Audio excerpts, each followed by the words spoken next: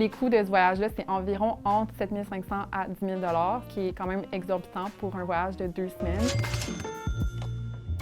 Allô, moi je m'appelle Katharina. Je viens de monter le Kilimanjaro, puis pour vrai, c'est vraiment traumatisant pour son corps et pour son portefeuille. Je pensais que j'allais mourir toute la nuit. C'est 2 semaines de voyage, 1 semaine de marche, dont 80 km et 4000 mètres de dénivelé. Les frais d'expédition pour le voyage, c'était 4 500 $ au total. Ça inclut les guides, la nourriture, puis l'hébergement. Les camps, ils restent sur la montagne. Ils n'appartiennent pas à des compagnies, c'est vraiment à la montagne. Puis les guides avec différentes compagnies d'expédition, c'est vraiment une équipe qui t'encadre. Ils vont s'assurer de placer les aliments sur la table, d'avoir une communication avec les chefs qui sont, eux, en permanence à ces camps-là. Ils vont aussi monitor nos symptômes. On ne comprend pas c'est quoi l'altitude juste avant que tu le vives. Oui, tu peux lire les symptômes, le médecin peut te le dire, des gens qui l'ont fait peuvent te décrire comment ils se sont sentis, mais c'est vraiment juste une fois que tu es là que tu es comme « OK, c'est de ça qu'ils parlaient ». Un rôle qui est vraiment important, c'est qu'ils vont set the pace. C'est vraiment eux qui lead le groupe à l'avant et à l'arrière, pour être sûr qu'à l'arrière, on n'oublie personne. Les billets d'avion, c'était 2 500 $ avec des longues escales. J'ai quand même dû m'équiper pour beaucoup de choses. Je dirais entre 700 à 4 000 $, donc pour une moyenne d'environ de 2 500 $ que je dirais pour s'équiper en termes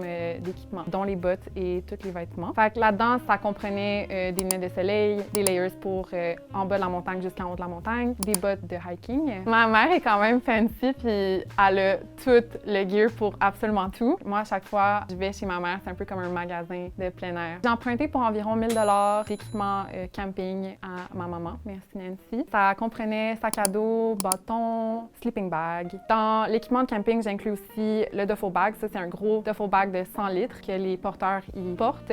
Puis, tu as ton sac à dos du jour qui est environ un 45 litres, un 40 litres pour la journée, qui inclut ton eau, tes collations, tes layers pour la journée. Puis aussi, dans l'équipement, je rentre un battery pack. Donc, il n'y a pas nécessairement de power outlet partout sur la montagne. Donc, c'est pour recharger ses batteries de caméra, de ta lampe frontale. Il y a des chefs qui préparent la nourriture, donc le déjeuner, le dîner, le souper. Mais pendant qu'on fait nos journées d'acclimatation ou les ascensions d'un camp à l'autre, il faut s'hydrater. Donc, ils vont nous remplir nos bouteilles d'eau. On doit boire environ 4 litres. Donc, on avait vraiment souvent envie de pipi. Mais aussi, ça serait bien d'avoir des collations. Puis ça, c'est pas fourni. J'ai acheté les grosses boîtes de collations salées, protéinées. Fait que c'est environ 150 $ pour acheter en bulk chez Costco. Tu peux pas aller dire « Oh non, je vais pas prendre l'assurance ». Comme ça, t'as vraiment pas le choix. C'est pas une option de pas la prendre. Moi, j'ai appelé ma compagnie d'assurance pour être certaine que ça couvrait l'hélicoptère. Ça donne quand même un peu peur avant d'aller en voyage, te dire c'est une possibilité que je me fasse helicopter out. Puis de voir la montagne, ça me stresse.